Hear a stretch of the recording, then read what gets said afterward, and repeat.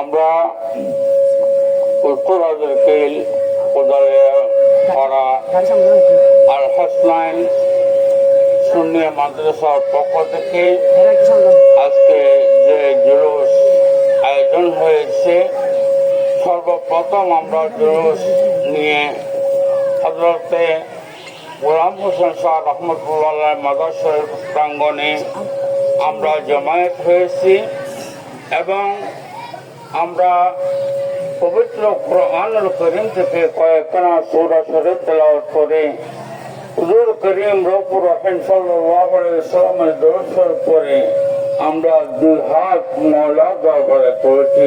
আল্লাহুম্মা আমিন। اللهم ربنا ظلمنا أنفسنا وإن لم تغفر لنا وترحمنا لنكونن من الخاسرين.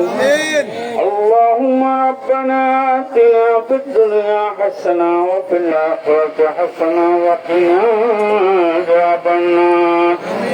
مولا كريم يا الله الحق سنيا مغفرتك যে জোর বের করে আমরা তোমার মহান দরবারে জমায়েত হয়ে আল্লাহ তোমার দরবারে হাত করেছি, মেহেরবানি করে সর্বপ্রথম আমাদের জীবনের সমস্ত গুনাহ মাফ করে দাও আল্লাহ।